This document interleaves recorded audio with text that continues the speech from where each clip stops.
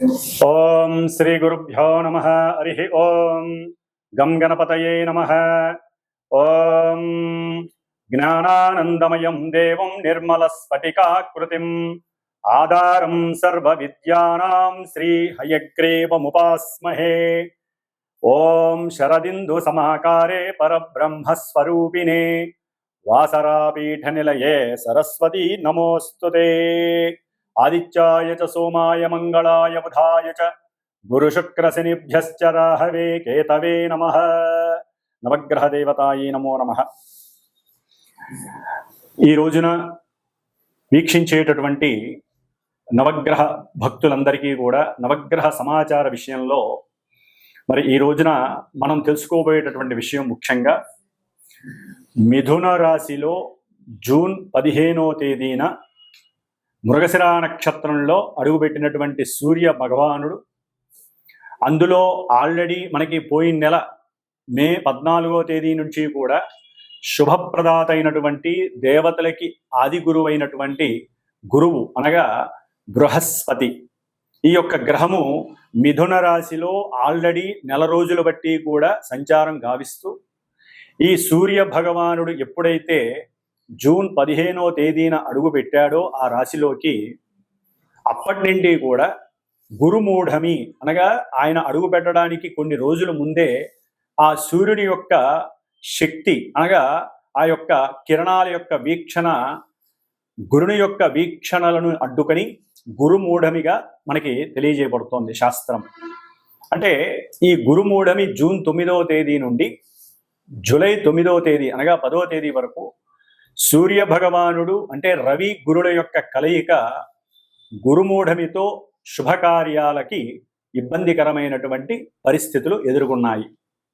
అంటే పెళ్లిళ్ళు కానీ, ఉపనయనాలు కానీ, అట్లాగే గృహప్రవేశాలు, శంకుస్థాపనలు ఇలాంటివి ఏవి కూడా జరపలేనటువంటి పరిస్థితి. ఎందుకంటే గురువు గ్రహాలన్నిటిలోకి అత్యంత శుభ ఫలప్రదాయకుడు. పూర్వపుణ్య ఫలాలన్నిటినీ కూడా తృప్తిగా మానవుడికి ఇచ్చేటటువంటి వాడు గురుడే.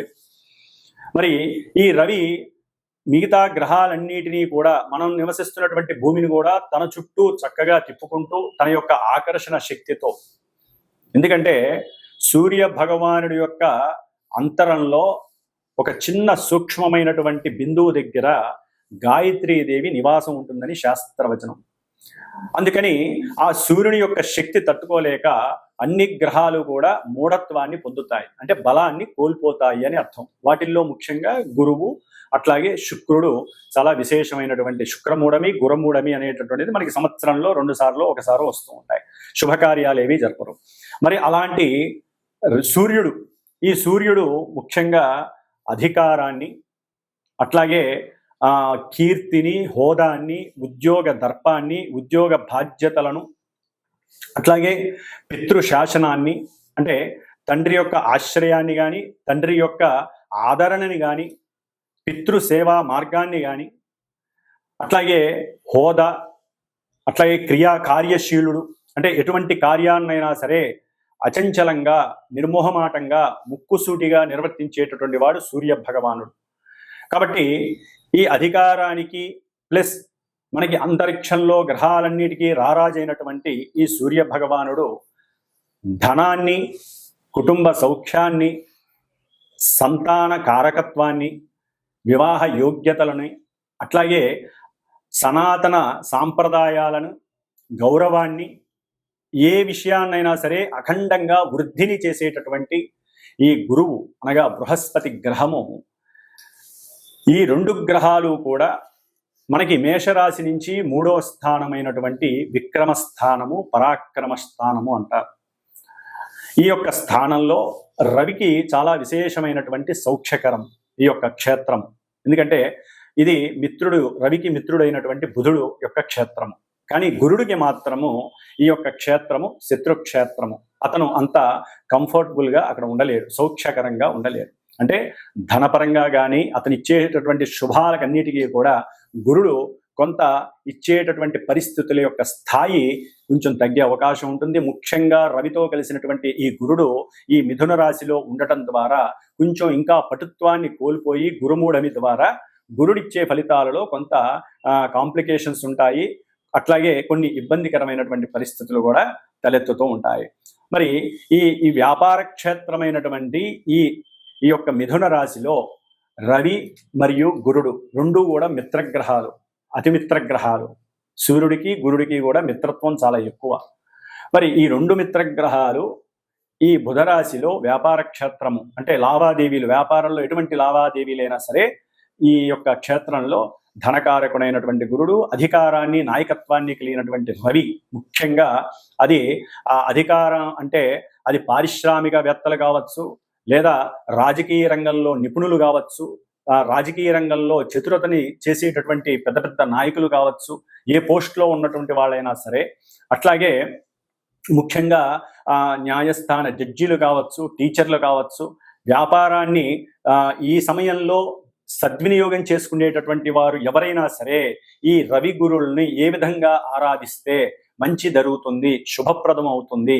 ఈ నెలన్నాళ్ళు కూడా అంటే జూన్ 15వ తేదీ నుండి జూలై 15వ తేదీ వరకు 16వ తేదీ వరకు కూడా ఈ రవి గురుల యొక్క సంగమం అనేటటువంటిది, గురుముడము పక్కన పెట్టండి, సంగమం అనేటటువంటిది మనకి మేషరాశ్యాదిగా మీనరాశి పర్యంతం వారు ఉన్నటువంటి స్థానాలను బట్టి, వారున్నటువంటి మరి నక్షత్రాన్ని బట్టి, అట్లాగే వారికి ఉన్నటువంటి ఆధిపత్య స్థానాలను బట్టి కూడా వారు ఎన్నో రకాలైనటువంటి ప్రభావాలని మన జీవితంలో ఈ నెల రోజులు కూడా చూపించే అవకాశం ఉంటుంది.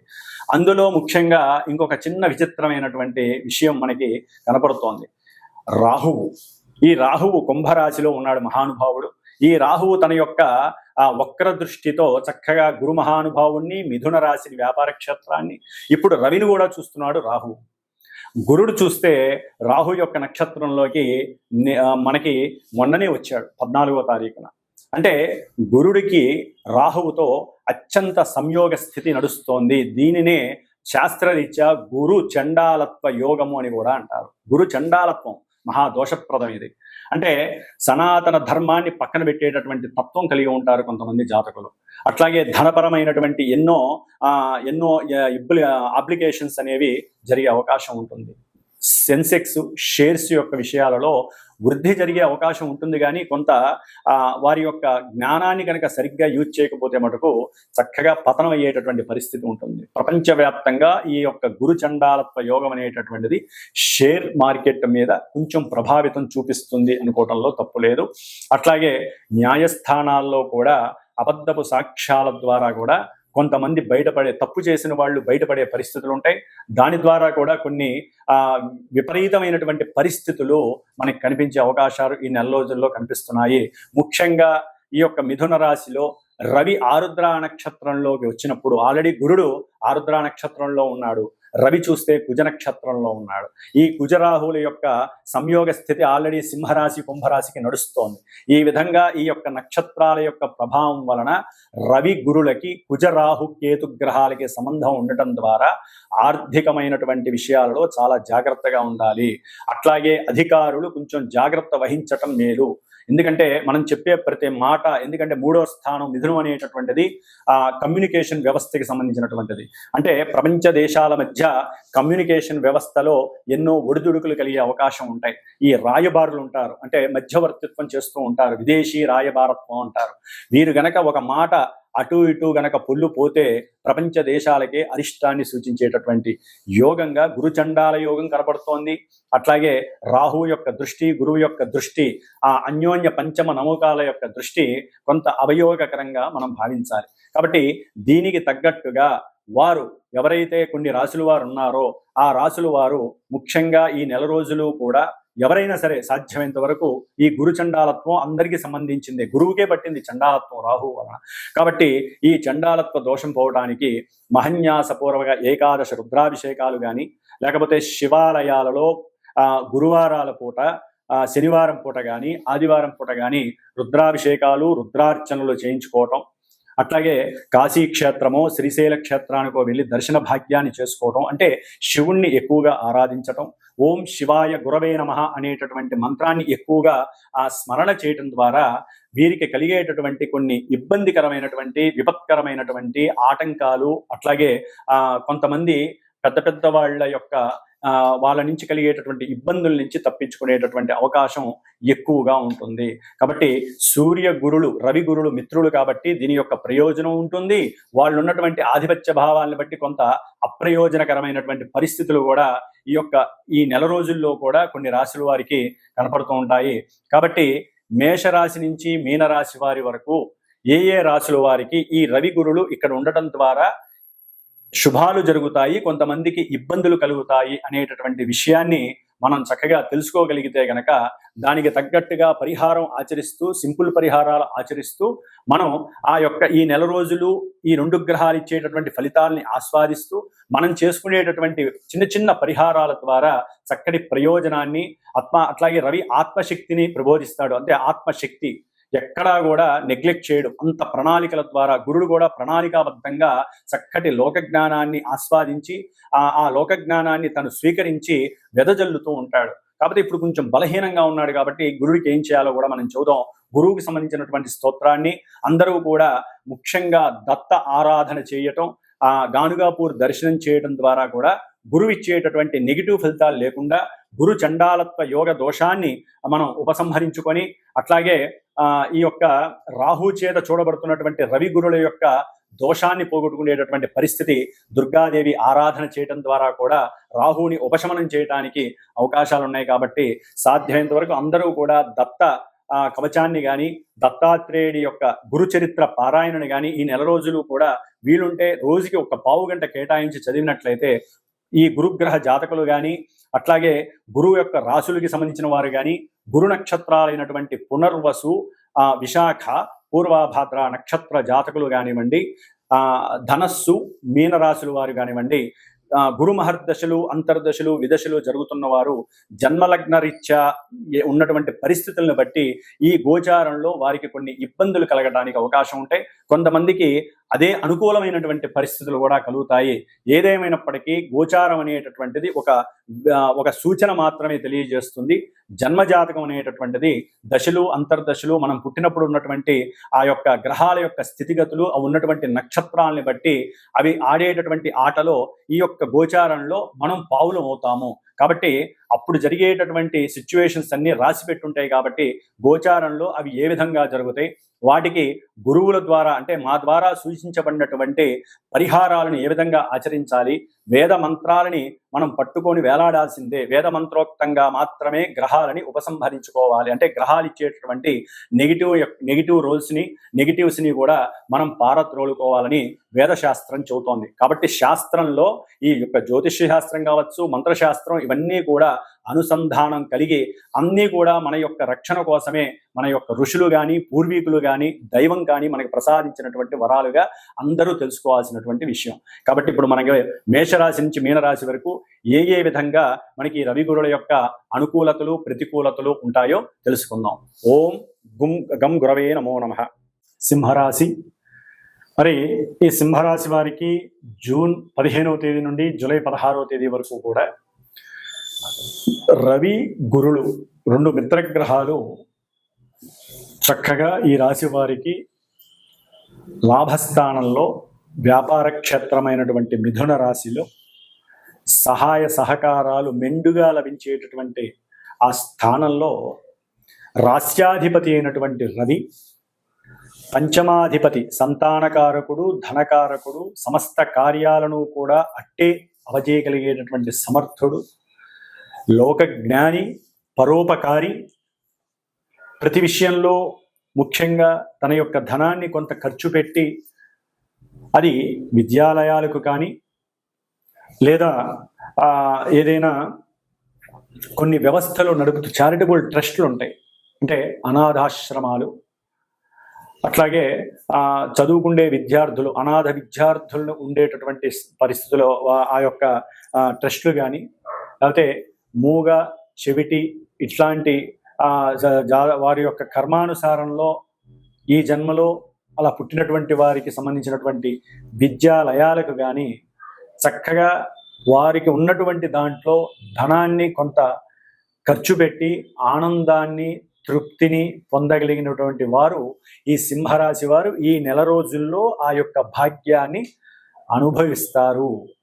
ఎందుకంటే ఈ యొక్క రవి చక్కగా ఆత్మశక్తిని, ఏ కార్యం అనుకున్నా సరే ముక్కుసూటిగా వెళ్ళిపోయేటటువంటి తత్వాన్ని, అవసరమైతే ప్రభుత్వాన్నైనా సరే తలకాయ వంచి ప్రభుత్వాన్ని సూటిగా మాట్లాడి, ప్రభుత్వంతో మాట్లాడి అటువంటి సంస్థలకి ధనాన్ని ఇప్పించగలిగినటువంటి నేర్పరి తత్వం ఉన్నటువంటి వారు సింహరాశి వారు.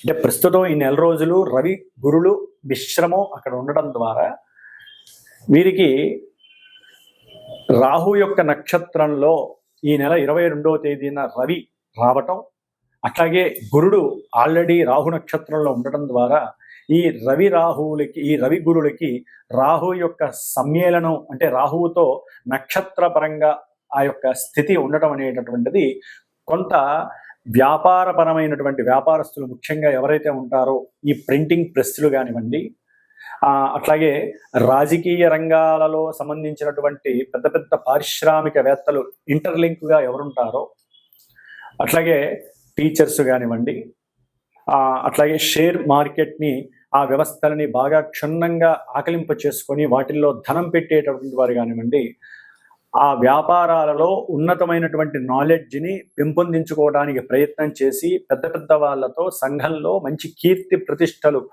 గౌరవాలు ఉన్నటువంటి వారితో చక్కగా సంభాషణలు మాటలు చేర్చి మాట్లాడి తమకు కావలసినటువంటి ఆ పరిస్థితులన్నీ కూడా తమ యొక్క గుప్పిట్లోకి చేర్చుకునేటటువంటి పరిస్థితి, అఖండమైనటువంటి లాభాన్ని ఆర్జించే పరిస్థితి ఈ నెల రోజులు సింహరాశి వారికి ఈ యొక్క రవి గురుల యొక్క సమ్మేళనం వలన కలుగుతోంది. అట్లాగే కొంతమందికి అంటే స్త్రీలకి లేదా మామూలుగా స్త్రీ పురుషులు భార్యాభర్తలు ఎవరైతే మనసులో సంకల్పించుకున్నారో కొంతమందికి ఈ నెలలో పురుష సంతానం కలిగేటటువంటి అవకాశం కూడా కలుగుతుంది ఈ సింహరాశి వారికి. అంటే దాని ద్వారా గృహంలో చక్కగా బంధుమిత్రాదులతో కానివ్వండి, తమ యొక్క పెద్దవాళ్ళతో, తల్లిదండ్రులతో, తాత ముత్తాతలతో చక్కగా గృహంలో మంచి వాతావరణాన్ని, విందుని, వినోదాలని ఆహ్లాదంగా అనుభవించేటటువంటి ఈ యొక్క శుభకార్యాలు వారిని ఆనందానికి గురి చేస్తాయి సింహరాశి వారికి. అట్లాగే ముఖ్యంగా విద్యార్థులకి అఖండమైనటువంటి ఆత్మశక్తి ప్రబోధపడుతుంది. వారిలో చక్కటి మార్పు కనిపిస్తుంది. విద్యలో మేము ఇంకా ఎదగాలి, మేము ఇంకా బాగా కష్టపడాలి, మేము ఇంకా బాగా చదవాలి అని వారు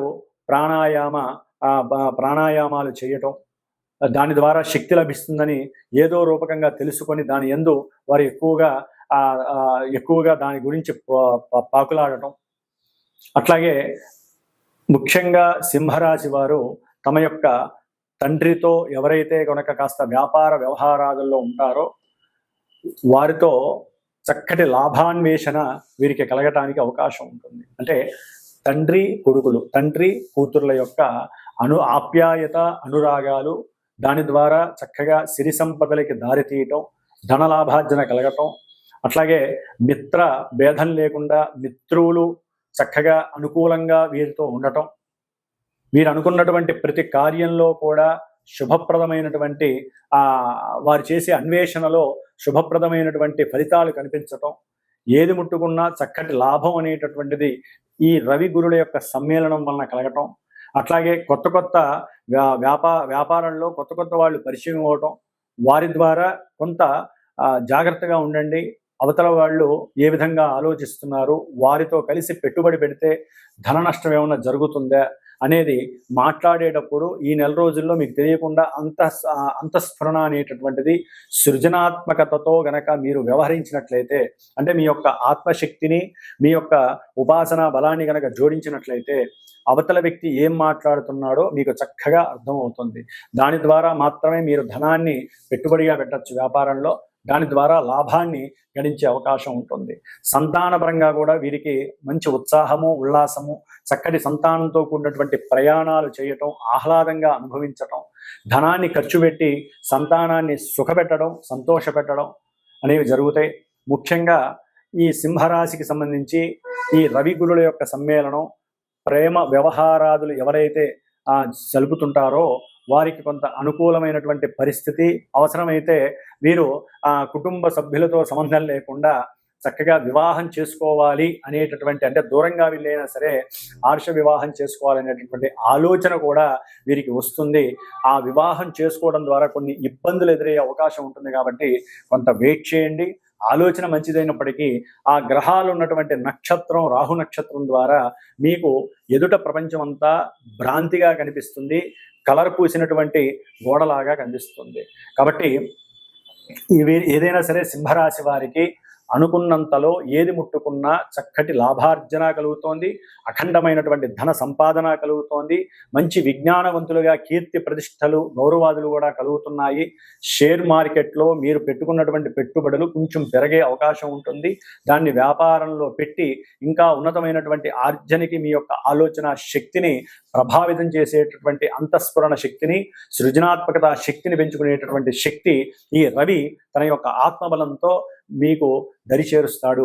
కాబట్టి సింహరాశి వారు సాధ్యమైనంత వరకు దుర్గాదేవిని ప్రార్థన చేస్తూ ఈ నెల రోజులు ఉండటం ద్వారా రవి గురుల యొక్క సంయోగ స్థితి మిమ్మల్ని ఒక తారాస్థాయికి ఉంచుతుంది.